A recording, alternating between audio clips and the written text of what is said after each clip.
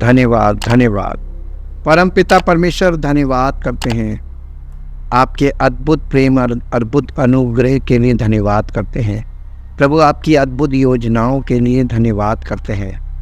आपने प्रभु हमारे लिए ऐसी योजना बनाई है जो हम अगर समझ भी जाए तो भी हम कुछ नहीं कर सकते, लेकिन जब हम अपने आप को समर्पित करते हैं अपने आप को, ताकि आप हमारे जीवन को उस अद्भुत योजना में आगे बढ़ाएं, तो संभव है प्रभु। बिना आपके आपकी योजनाएं हमारे जीवन में कभी भी न सिद्ध हो सकती न सफल हो सकती। सब बातों में आपको धन्य कहते हुए आपके सामने समर्पित करते हैं अपने आप को, और आपसे विनती करते प्रभु कि वचन के सब सुनने वालों पर आपका अनुग्रह हो।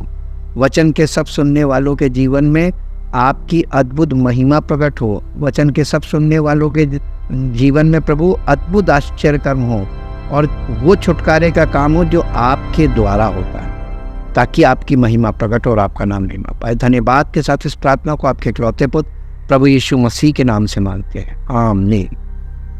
सबको जय मसीह की। हम परमेश्वर का धन्यवाद करते हैं क्योंकि परमेश्वर धन्यवाद के योग्य है। जैसा कि कल हमने आपके साथ ये बात शेयर की थी कि परमेश्वर, एक सिद्धांत बताया था कि परमेश्वर इस पृथ्वी पर मनुष्यों के बीच में कार्य करता है, और उसका सिद्धांत ये है कि ह्यूमन डिवाइन कोऑपरेशन, यानी परमेश्वर एक मनुष्य के द्वारा कार्य करता है और उस मनुष्य को परमेश्वर के को पूरी तरीके से परमेश्वर अपने समर्पण में लेता है और उसके द्वारा कार्य करता है। आज मैं आपसे एक प्रश्न पूछना चाहता हूँ कि इस एक दुनिया में ऊपर जो यानी स्पिरिचुअल वर्ल्ड है वो दो रेल्म है। दो रेल्म हमने बताया था ना, आध्यात्मिक क्षेत्र दो है, एक तो है परमेश्वर का, दूसरा है शैतान का। तो यानी दो रेल्म है, एक रेल्म ऑफ गॉड और दूसरा realm of Satan. One world two realm. प्रश्न ये है कि नूह के समय में परमेश्वर ने नूह के परिवार के अलावा सारी मानव जाति को पृथ्वी पर से नष्ट कर दिया था, मिटा दिया था। क्यों?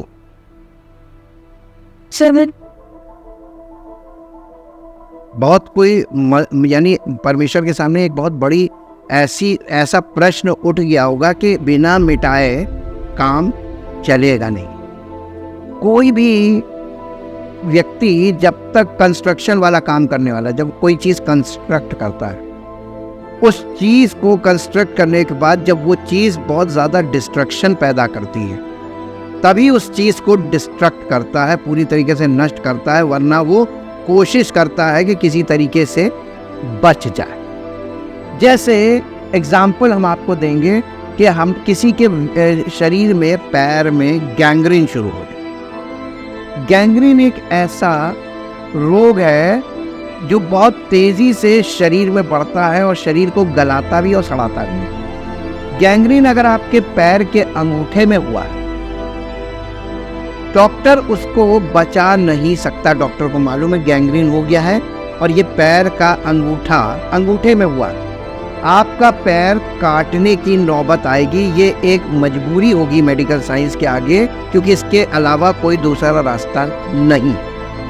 तो वह आपके पैर को, केवल अंगूठे को नहीं काटता है, वो आपके पैर को काटेगा एंकल से ऊपर, यानी पूरा पंजा जाएगा एंकल से ऊपर। और अगर मान लीजिए एंकल तक है तो वो काटेगा घुटने से।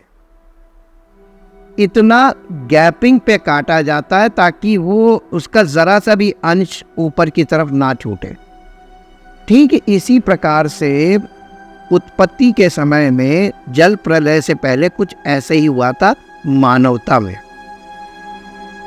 इसीलिए मैंने इस विषय को बहुत स्लो रखा है, क्योंकि आपको और हमको ये बात अच्छी तरीके से समझनी होगी कि हम मानव हैं, लेकिन मानव के ऊपर दो रेल्म हैं, और इन दो रेल्मों में, यानी दो रेल्म में, एक में परमेश्वरीय राज्य है, दूसरे में सैतानिक किंगडम है, और इसी का प्रभाव मानव जीवन पर पूरा पड़ता है, प्रतिदिन पड़ता है। हर व्यक्ति सैटेनिक एक्टिविटी का शिकार होता रहता है इस पृथ्वी पर। इसी बात को हम समझेंगे इस हेडिंग के अंतर्गत, वन वर्ल्ड टू रेल्म। आज हम उस व्यवहारिक तरीके के बारे में आपसे बात करने जा रहे हैं जिसमें आध्यात्मिक लेन देन होता है, यानी एक ऐसा स्पिरिचुअल ट्रांजैक्शन होता है, डेली होता है ये। और इसीलिए एक दुनिया दो क्षेत्र की अवधारणा पर हम आपसे चर्चा कर रहे हैं। जिस दुनिया में हम रहते हैं उसके दो क्षेत्र हैं। वहाँ एक प्राकृतिक क्षेत्र है जिससे हम बहुत परिचित हैं। वहाँ और इस प्राकृतिक क्षेत्र में हमारी 5 इंद्रियां हमें इस प्राकृतिक क्षेत्र में संपर्क स्थापित करने में हमारी सहायता करती है, यानी हमारी 5 इंद्रियां। लेकिन हमारी दुनिया में एक अदृश्य आध्यात्मिक क्षेत्र भी है, और दुर्भाग्य से अधिकांश यानी वेस्टर्न वर्ल्ड वाले, पश्चिमी संस्कृति इस वास्तविकता से इनकार करती है। वहाँ पे ये नहीं मानते कि कुछ होता है, लेकिन हिंदुस्तान में लोग इन बातों को मानते हैं। दुनिया में वो लोग इस बात को, पश्चिमी संस्कृति में इस वास्तविकता से इनकार किया जाता है। हालांकि ये महसूस करने की आवश्यकता है कि इस दुनिया में 2 क्षेत्र हैं और दोनों क्षेत्र एक दूसरे के साथ बातचीत करते हैं और दैनिक आधार पर एक दूसरे को प्रभावित करते हैं। और इस बात को आज हम परमेश्वर के वचन में जाकर देखेंगे। मेरे साथ निकालिए अय्यूब की पुस्तक, उसका पहला अध्याय 13 से 19 पद तक पढ़िए। अय्यूब की पुस्तक, उसका पहला अध्याय, उसके 13 पद से 19 पद तक। एक दिन अय्यूब के बेटे बेटियां बड़े भाई के घर में खा रहे थे और दाखमधु भी पी रहे थे। तब एक दूत अय्यूब के पास आकर कहने लगा, क्या हम तो बैलों से हल जोत रहे थे और गधियां उनके पास चल रही थी के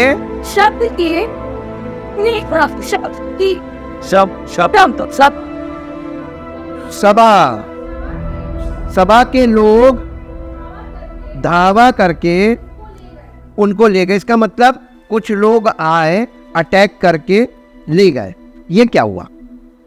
ये ऐसा कैसे हो गया? कोई दुश्मनी नहीं, कुछ नहीं, कोई बोलना चालना कुछ नहीं, बेबात के वो आए, उनको गधियों को ले गए जी।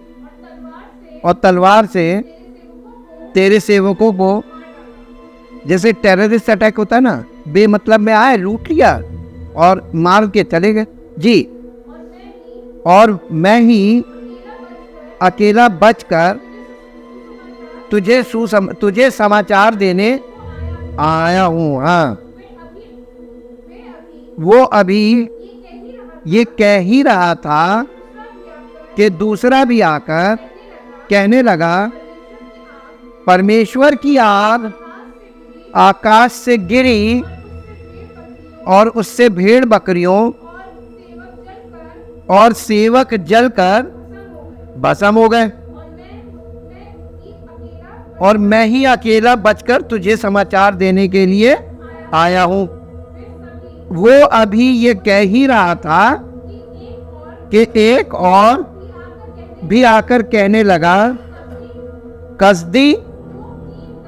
कसदी लोग 3 दल बांधकर ऊंटों पर धावा करके उन्हें ले गए और तलवार से, देखिए टेररिस्ट अटैक नहीं लग रहा आपको? बेमतलब में आ रहे हैं, दल बांध के आ रहे हैं, मार के और लूट के चले जा रहे हैं, मार रहे हैं, लूट रहे, चले जा रहे हैं जी। मैं ही अकेला बचकर तुझे समाचार देने को आया हूँ। वो अभी कह ही रहा था कि एक और भी आकर कहने लगा, तेरे बेटे बेटियां बड़े भाई के घर में खाते और दाखमधु पीते थे कि जंगल की ओर से एक बड़ी प्रचंड वायु चली और घर के चारों कोनों को ऐसा झोंका मारा कि वो घर जवानों पर गिरा और वो सब मर गए। देखिए, जैसे आज के दिनों में एकदम से आ रहा, ऐसा तूफान आ रहा, घर ले गया, ऐसी बारिश हो रही है, घर ढह जा रहा, जो लोग अंदर सब गए। एकदम बिल्कुल ऐसी सीन लग रहा कि नहीं लग रहा? जी आगे। और मैं ही अकेला बचकर तुझे समाचार। हाँ, अब देखिए, एक दिन में अय्यूब का टोटल डिस्ट्रक्शन हो गया। क्या ये मानवीय घटना आपको लग रही है? ये मानवीय घटना नहीं है, ये मानवीय घटना नहीं है। अब इसके लिए, इसको समझने के लिए कौन सी घटना है, ऐसा क्यों हो रहा था, इसके लिए हमको पहले अध्याय में जाना पड़ेगा। और पहले अध्याय में हम इसको पढ़ेंगे 6 पद से। एक दिन यहोवा परमेश्वर के पुत्र उसके सामने वो उपस्थित हुए। यहोवा परमेश्वर के पुत्र, ये सीन कहाँ का, पहले ये बताइए, पृथ्वी का है कि स्वर्ग का? ये स्वर्ग में कौन से स्वर्ग का है? पहला स्वर्ग, दूसरा स्वर्ग, तीसरा स्वर्ग। जो परमेश्वर जहां पर निवास करता है, तीसरे स्वर्ग में, वहां का सीन है, परमेश्वर की उपस्थिति का सीन है। अब यहाँ पे प्रश्न ये उठता है, एक दिन यहोवा परमेश्वर के पुत्र, यहाँ पे परमेश्वर के पुत्र कौन है? मनुष्य है कि स्वर्गदूत है? ये स्वर्गदूत है, ठीक, ये बिल्कुल सही जवाब, ये स्वर्गदूत है। वो स्वर्गदूत परमेश्वर के सामने उपस्थित हुए और उनके बीच शैतान क्या था? ये भी स्वर्गदूत है ना? ये परमेश्वर की उपस्थिति में सब स्वर्गदूतों के बीच में ये भी जमा हुआ। अब वहां पर चर्चा चली पृथ्वी की। जी, यहोवा ने शैतान से पूछा, तू कहां से आ रहा है? शैतान ने यहोवा को उत्तर दिया।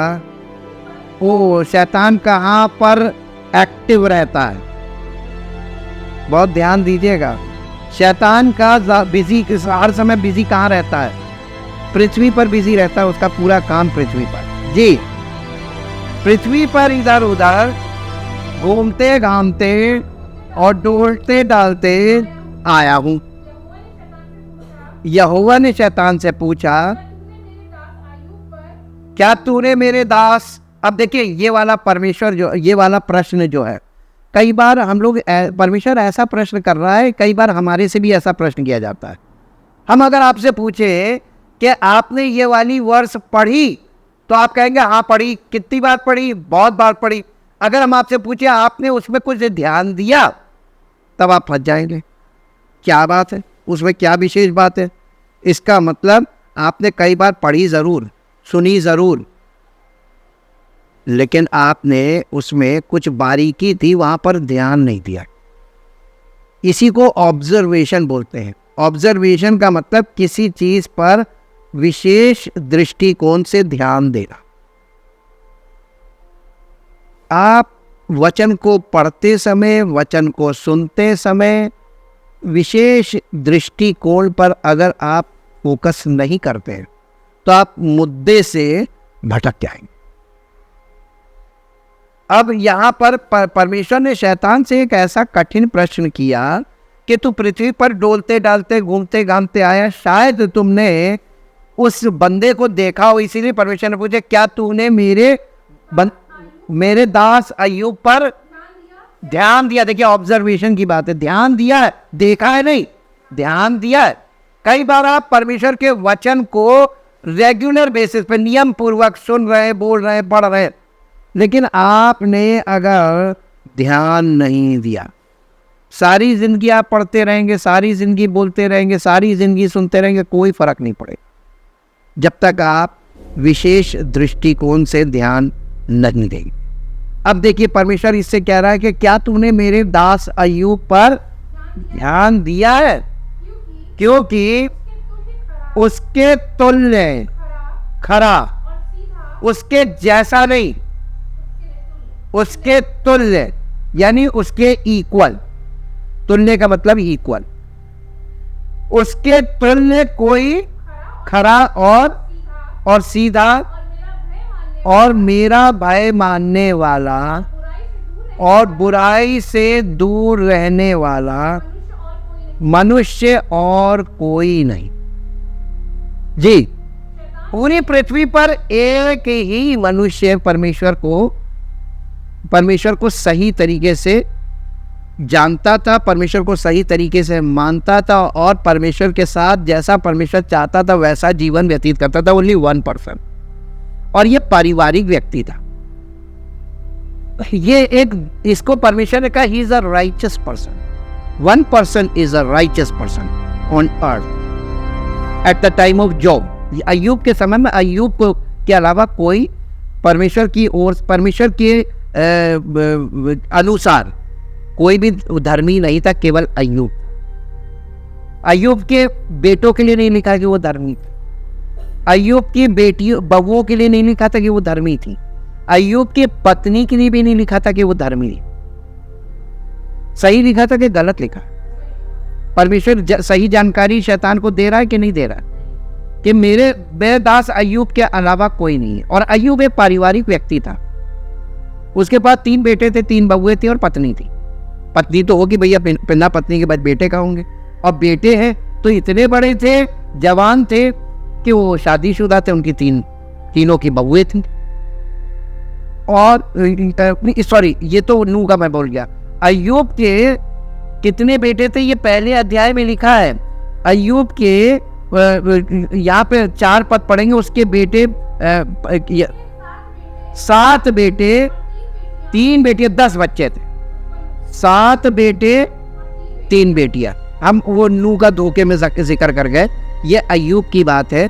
अय्यूब एक धर्मी व्यक्ति था, पारिवारिक व्यक्ति था, शादीशुदा था, उसकी पत्नी थी, उसके 7 बेटे और 3 बेटियां, 10 बच्चे थे। और मेरे ख्याल से सब विवाहित थे, क्योंकि लिखा है कि एक दूसरे के घर आया जाया करते थे, है ना।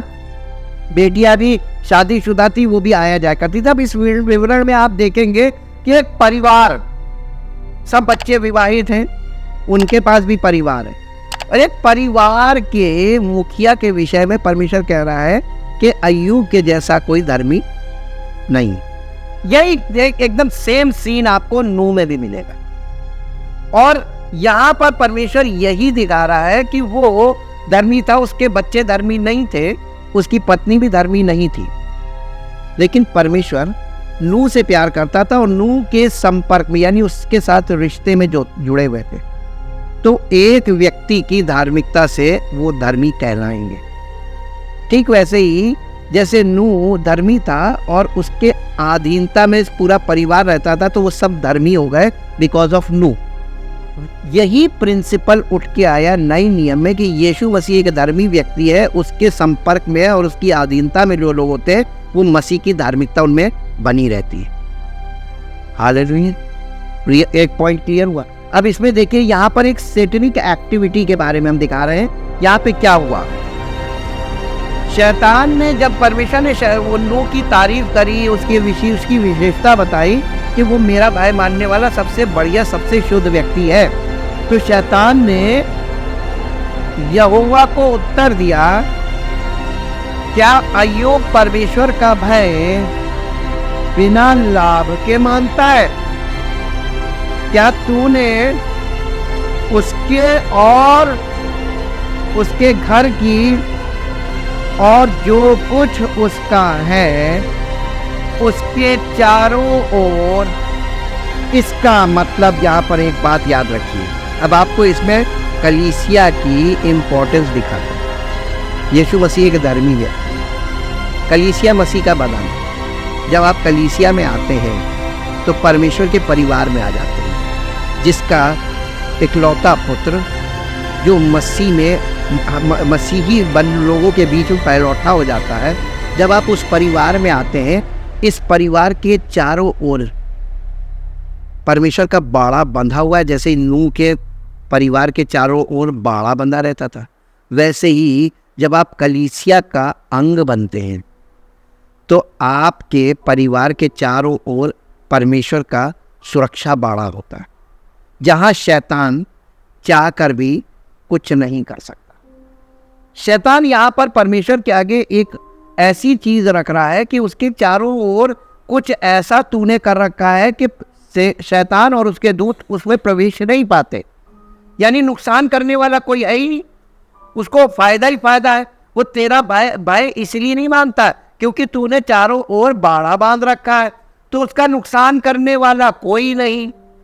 इसलिए वो लालच में, शैतान का कहने का मतलब थे उसको ये बात का लालच है कि परमेश्वर का बाड़ा बंधा हुआ है, परमेश्वर का भाई इसलिए मानता है। आगे पढ़िए। तूने तो उसके काम तूने उसके काम पर आशीष दे रखी है और उसकी संपत्ति देश भर में फैल गई है, यानी वो इतनी बरकत उसने तूने दे रखी है कि वो आशीषित है, उसकी संपत्ति बढ़ रही है। तो परमेश्वर की आशीष से संपत्ति बढ़ती है जी। परंतु अब अपना हाथ बढ़ाकर जो कुछ उसका है उसे छू, तब वो तेरे मुंह पर, शैतान परमेश्वर को उकसा रहा है कि तू अपना बाड़ा हटा ले, अपनी बरकत हटा ले, ताकि उसका डिस्ट्रक्शन हो चीजों का, ताकि वो तेरे मुंह पे तेरी बुराई करे, तुझे तो तेरी निंदा करे। फिर क्या हुआ? यहोवा ने शैतान से कहा, सुन, जो कुछ उसका है वो सब तेरे हाथ में है, केवल उसका शरीर, केवल उसके शरीर पर। परमेश्वर कभी भी आपको डिस्ट्रक्शन नहीं करेगा। उत्पत्ति में मैंने आपसे जो प्रश्न किया था वो प्रश्न याद रखिएगा, समस्त मानव जाति को परमेश्वर ने नष्ट क्यों किया? क्योंकि परमेश्वर कभी भी खुद से, जिसे उसने अपने लिए बनाया, अपने स्वरूप में बनाया, उसको नष्ट क्यों करेगा? कोई बहुत बड़ी ऐसी घटना हो गई जिसमें कुछ किया नहीं जा सकता। मैंने गैंग्रीन का एग्जाम्पल दिया, याद रखिएगा। कुछ ऐसा हुआ था जिसके कारण परमेश्वर को मजबूर होकर वो करना पड़ा। यहाँ पर हम आपको दिखा रहे हैं कि देखिए, यहाँ पर जो 2 रेल्स है ऊपर, वहां पर कुछ ऐसा हो रहा है जिसका प्रभाव पृथ्वी पर रहने वाले अय्यूब के परिवार पर सीधा सीधा इफेक्ट हुआ, और इतनी तेजी से हुआ कि जिसकी बड़ाई परमेश्वर कर रहा था शैतान से, परमेश्वर ने शैतान को अनुमति दे दी कि जा, जो कुछ ये अय्यूब का है वो सब तू छू सकता है, केवल उसके शरीर पर हाथ मत लगाना। अय्यूब के शरीर पर हाथ मत लगाना, बाकी और किसी का तो नहीं बोला था ना। और देखिए, एक दिन में उसके बच्चे मर गए, एक दिन में सारी संपत्ति लुट गई, और सारे उसके जो काम करने वाले थे, सेवक थे, सब मार दिए गए। एक बच के आए उसको समाचार देने, समाचार देकर वो भी चले गए। बचे अय्यूब और उसकी पत्नी। और मालूम है आपको, अय्यूब के सब कुछ। अब इसके बाद आप जब इसमें आते हैं 20वें पद में, सारा डिस्ट्रक्शन होने के बाद जब आपने 13 से पढ़ा, 13 के पहले अध्याय के 20 पद को पढ़िए। तब अय्यूब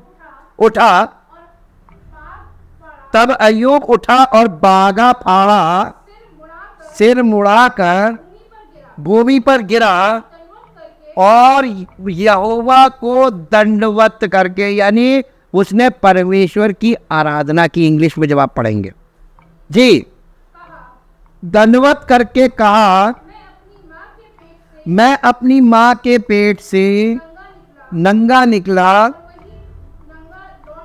और मैं वही नंगा लौट जाऊंगा। यहोवा ने दिया, यहोवा ने ही लिया, यहोवा का नाम धन्य हो।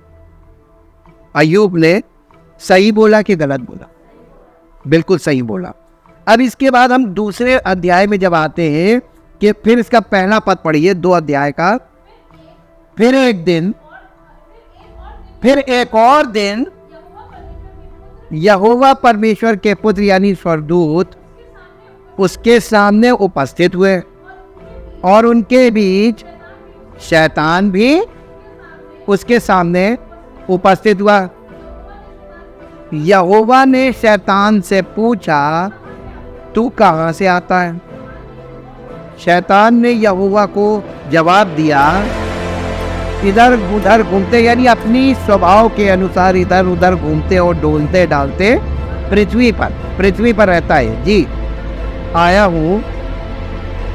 यहोवा ने शैतान से पूछा, क्या तूने मेरे दास अय्यूब पर, अब तूने ध्यान दिया, मैंने तुझे अनुमति दी थी, अब परमिशन का देखे जरा अब क्या रिपोर्ट देता है। जी, कि पृथ्वी पर उसके तुल्य खरा और सीधा और मेरा भय मानने वाला और बुराई से दूर रहने वाला और कोई नहीं, द ओनली वन पर्सन। जी, यद्यपि तूने मुझे बिना कारण उसका सत्यानाश करने को उबारा। ये परमेश्वर कह रहा शैतान से। शैतान का काम क्या है मालूम है? परमेश्वर को उभारना, चैलेंज करना बंदे को लेकर। जी हाँ, तो भी मैं अब वो अब तक अपनी खराई पर बना हुआ है। अब शैतान ने फिर परमेश्वर को चैलेंज किया। शैतान ने यहोवा को उत्तर दिया, खाल के बदले खाल, परंतु प्राण के बदले मनुष्य अपना सब कुछ। प्राण पर जब जान पे आ जाती है तो इंसान अपना ईमान किनारे रख के गिर जाता है।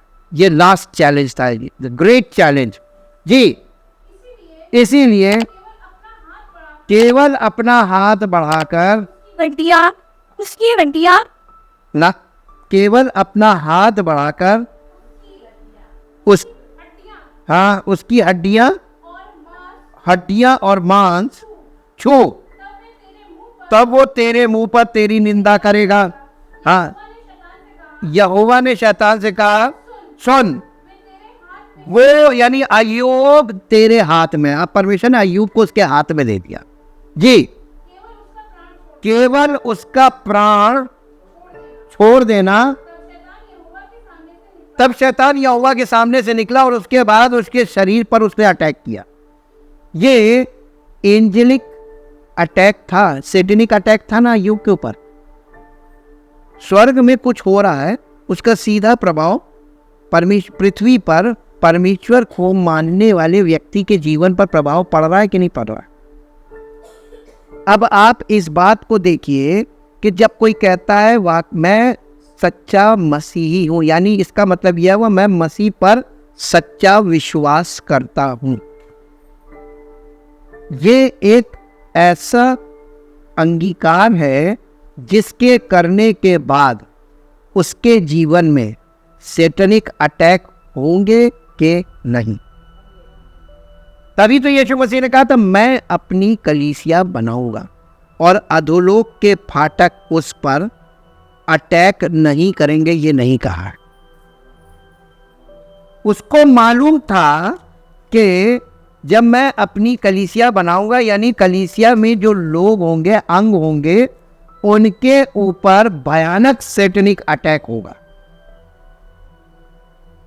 होगा कि नहीं होगा? क्यों होगा?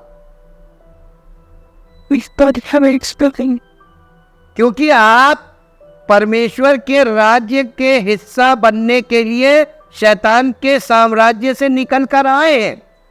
अब आपको फिर याद दिला रहे हैं, जब मिस्र से निकलकर, फिरौन की गुलामी से निकलकर इजरायली लोग, परमेश्वर उन्हें निकाल के ला रहा था, तो मिस्र की पूरी सेना उनका पीछा कर रही थी कि नहीं कर रही थी? पिक्चर क्लियर हुई? तो जब आप उसके साम्राज्य से परमेश्वर आपको निकालेगा, सांसारिक जीवन से निकलने का मतलब शैतान के साम्राज्य से निकलकर कलीसिया में आना। तो अटैक होगा कि नहीं होगा? अब आप मेरे साथ ये पद निकालिए ताकि आपको पता चले कि कलीसिया का हिस्सा बनने के समय क्या होता है एक विश्वासी के जीवन में। और इसलिए आपके साथ ये कठिन बात है जिसे हम शेयर कर रहे हैं, लेकिन ये बहुत ही इंपॉर्टेंट बात है इसलिए हम शेयर कर रहे हैं। मत्ती रचित सुसमाचार 16 अध्याय, मत्ती रचित सुसमाचार उसका 16 अध्याय और उसके 17 पद को पढ़िए। नहीं 18 पद को पढ़िए, नहीं 16 का 18, 16 का 18, केवल 18, 16 का 18 मत्ती। और मैं भी तुझसे कहता हूं कि तू पतरस है, मैं इस पत्थर पर अपनी कलीसिया बनाऊंगा और अधोलोक के फाटक उस पर, ये तो कहा नहीं था अटैक नहीं करेंगे, ये क्यों कहा था कि अधोलोक के फाटक उस पर, प्रबल का मतलब जयवंत। कोई चीज आपके ऊपर अटैक करेगी, इसीलिए तो वो कह रहा है कि अटैक तो होगा लेकिन वो चीज तो पर जयवंत नहीं होगी, यानी वो इस चीज में कामयाब नहीं होगी। तो वो क्या कह रहा था, I will build my church, English में ये लिखा हुआ है, and I tell you you are the Peter, Greek में Petros, a large piece of rock, and on this rock, Greek में Petra, a huge rock like Gibraltar, I will build my church, and the gates of Hades, the powers of the infernal region shall not overpower it or be strong to its detriment or hold out against it। यहाँ पे वो ये कह रहा है कि जिसमें शैतान और उसके दूतों की शक्तियां बिल्कुल काम नहीं कर पाएंगी कलीसिया में। लेकिन जब आप कलीसिया से बाहर जाएंगे तो आपके ऊपर अटैक करेंगी, कामयाबी नहीं मिलेगी, ये बात अलग है। क्यों? क्योंकि परमेश्वर का वायदा प्रोटेक्शन का जो है वो काम करेगा।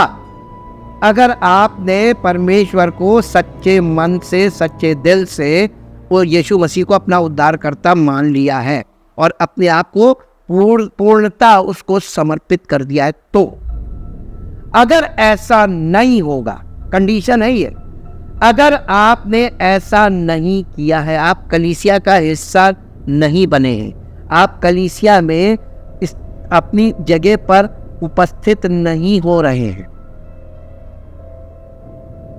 तो किस चीज ने आपको रोक लिया? ये एंजेलिक एक्टिविटी होती रहेगी। There are two kinds of angels, godly angel और फॉलन एंजल। फॉलन एंजल को कहा गया सेटन, सेटनिक डीमंस यही है। शैतान अकेला नहीं गिराया गया था, उसके साथ उसके दूत भी गिराए गए। तो अब ये जो पहला आकाश है, यहाँ पर शैतान और उसकी पूरी सेना है।